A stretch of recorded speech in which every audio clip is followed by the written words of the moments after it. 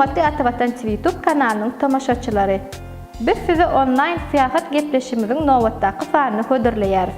Gepleşimimiziň şu fanyny Daşoğlu welaýatynyň Könürgünç taryhy medeni döwlet gorakxanasynyň çägindäki ýadygarlyklar we taryhy ýerleri ýazgy edip siziň dikkatyňyza ýetirýäris. Bu taryhy ýerler 2005-nji ýylda UNESCO-nyň bütün dünýä mirasy sanawyna girdildi. Şol ýerde biz Törebe halynyň mawzoleyini, Gutluk Temir'in mirasına ve Necmettin Kubra'nın yadigarlık toplumuna barıp gördük ve bu yerin acayipliklerini ve gıvıklı tarihi maglumatlarını sizin için yazg ettik.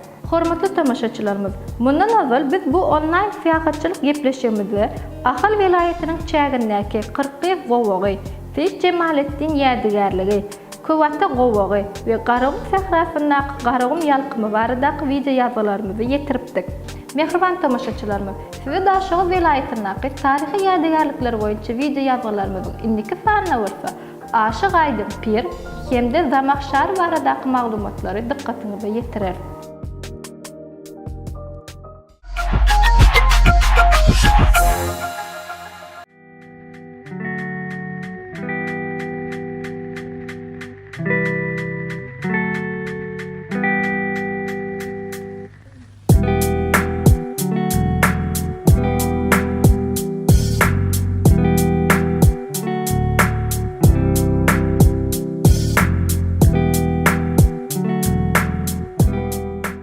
Atabatan TV YouTube kanalynyň mehriban müşteklary. Hormatly tamaşaçylarymyz, online seyahatçylyk gepleşigimiziň täze sanyny biz häzir nerede?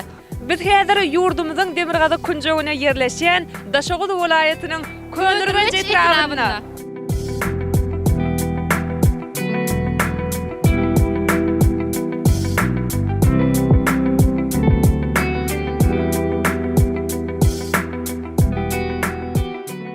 Ýurdumyzyň Demirgazy welaýatyna ýerleşen Könürgünç taryhy medeni döwlet gorakxanasynyň ýadygarlyklary 2005-nji ýylyň 17-nji sentýabrynda UNESCO-nyň bütün dünýä mirasynyň sanawyna girdilmegi bilen müňýyllyklaryň şahyady bolan arkeologiýa we arkitektura ýadygarlyklaryny dünýäniň taryhçylarynyň we alimleriň anyk öwrenmekligi we seyahat etmekligi ulu mümkinçilik berdi. Könürgünç şäheri irki döwürlerden başlap şäher derejesine ýeten hem bolsa, Könürgünç türkmen döwletiniň paýtagty bolan döwürlerini has ösen syýasy, alam bilim, sowda şäher gurulşyk, içerki we daşary gatnaşyk ýaly urgamlarda merkezi şähere öwürlen baradaky maglumatlary köp gabat gelmek bolýar. Hormatly tamaşaçylarymyz, biz häzir Necmettin Kubra'nyň ýadygarlyklar toplumunda. Könürgünçdäki Necmettin Kubra'nyň ýadygarlygy 1145-nji ýylda doglan Sofiyizmyň Kubrawylar mektebini esaslandyrjy Ahmet ibn Omar Abul Cennab Necmettin al-Kubra, al-Hawaqi, al-Gurwanji bilen baglanşykly. Necmettin Kubra diňe bir dini mektebiň ündöwçisi bolman özüniň 7-8 sany kitaby, 24den gowrak ruhbagysi bolan tebepçiligi ökdü, Ezber Kuşçy we Naqqaş hökümini halk arasyna tanalan gahrman watançy bolupdyr. Onuň terjime halyny ýazan alimler, şahylar we seyahatçylar onuň Mongollar Urganji çözanny eli ýaragly söwüşip 1221-nji ýylyň 3-nji ýulunda şehit bolandygyny belleýärler. Nur Muhammed Andalip bir goşgysyny oluşy Kubra etdi şahadat meýin noş diýmek bilen onuň paçygaly qurban bolandygyny tasdiklaýar.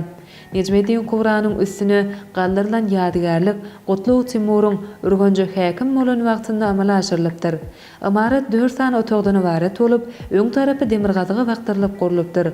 Bütün gadim Urganjiň 20 goly ýadygarlygynyň diňe şu amarat we 2 minara özleriniň gurulan döwürleri hakda maglumat berýärler. Peşdagyň beýleki ýazgylary we merkezi gapynyň goloýnaky ýazgylar hiç gili taryhy maglumat bermän, olar pirin kitaplaryndan getirilen sözlerdir. Surs haty bilen sırçaly daşa ýazylan hatlardan pirin filosofiýasynyň ehen gelip dur. Peşdagdaky gapydan ýene dördül dialize girilýär. Bu otogda ýene 3 sany gapy bar. Bu kümmete ziýarata barýanlaryň sany ýyl saýyn artýar. Türkmenistana gelýän daşary ýurt seyahatçylar Könürgünçiň taryhy medeni gorakxanasyny uly höwes bilen ziýarat edýärler. Bu mukaddes ýerlerde 12-nji, 14-nji asyrdaky beýik binagarlyk ýadygarlyklary ýerleşýär. Könürgeç taryhy meden döwlet gowrakanasyna Daşgala, Horezimbeg, Akkala, İlarsanyň ýadygarlygy, Törewe hanymyň ýadygarlygy, Gutlug Timurun minarasy, Ibn Hajib medresesi, Kerwansara ýadygarlygy, Metkeri Meşanyň medresesi, Piryar Weliniň aramgahy, Seýid Ahmedin gubury, Sultan Aliýnyň aramgahy, Daş mesjid ýaly ýadygarlyklar toplumy ýerýär.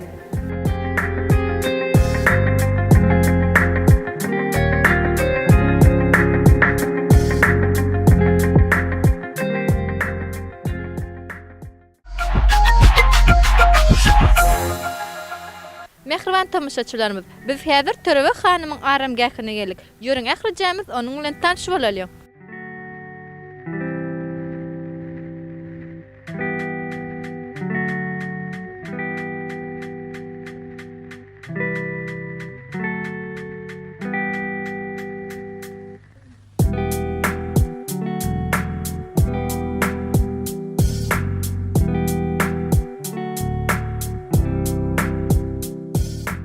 Mehriban müştoklar bilşimiz ýaly Törewe hanymyň aramgahy binägerlik we mozaika sunugatynyň ajaýyp eseri hasaplanylýar. Bu binägerlik ýadygarlygy diwarlary renkli mozaika bilen bol bezelen takminan 100 iňe 4 metr meýdan tutýan belentden ýagty 6 gyranyň zaly bilen göreni haýran edýär. Zalyň ýokursyna ýüzüne sünnälenip mozaika panosy çekilen. Hormatly tamaşaçylarymyz, bilşimiz ýaly Törewe hanym Altyn Ordanyň hökümdary Özbek hanyň söýgüli gyzy bolupdyr. Ol Gutlug Timur Horerimde häkim bolanda Törewe hanym oňa durmuşa çykypdyr. Ol dünýäden ýaş ötüpdir. Horerim halky ony keramatly hasaplapdyr. Bu duýgy aramgahyň durkunyny öz beýany tapýar.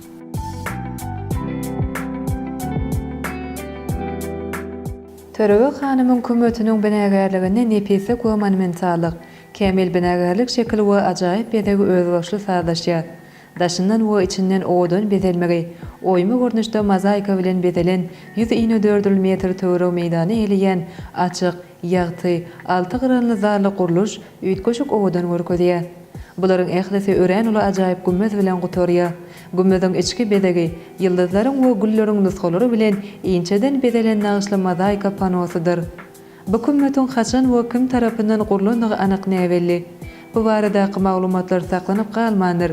Ýöne riwayetler bu ajaýyp binägerlik guruluşyň taryhyny, Altyn Ordanyň hökümdary Özbek hanyň gyzy we 14-nji asyrda hökümdarlyk eden Horerimyň hökümdary Gutlug Timurun aýaly Törewe hanymyň ady bilen baglanşdyrýar.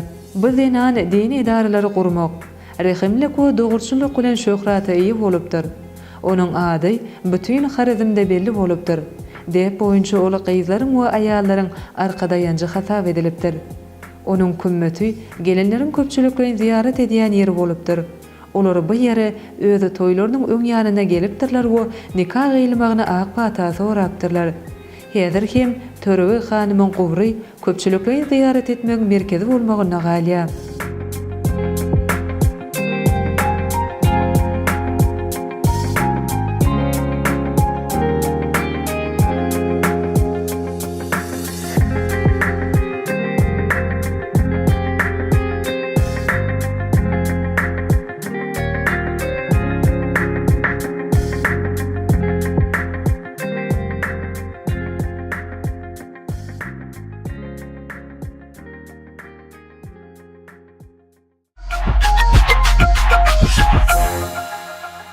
Mehriban tamaşaçylarymyz, biz häzir Gutlug Timurun minarasyna geldik. Bu minara Sultan Tekeşiň ýadygarlyginiň demirgazyk günwataryna ýerleşýär. Dünýä dilindäki Kutup minaradan soňra ilkinji ýerde durýan bu minaranyň uzunlygy 60 metre barabardyr. 7 metr belentlikde girelgesi bolup 145 cm töwrekleýin basgançak bilen ýokary gapdalan aşağı çykýar. Minaradan kerpiç önüminden edilen ýazgy bu desgany Altyn Ordanyň Horezm welaýatynyň hökümdary Gutlug Timurun we Altyn Ordanyň sultany Özbek hanyň atlary bilen baglanşdyrylýar.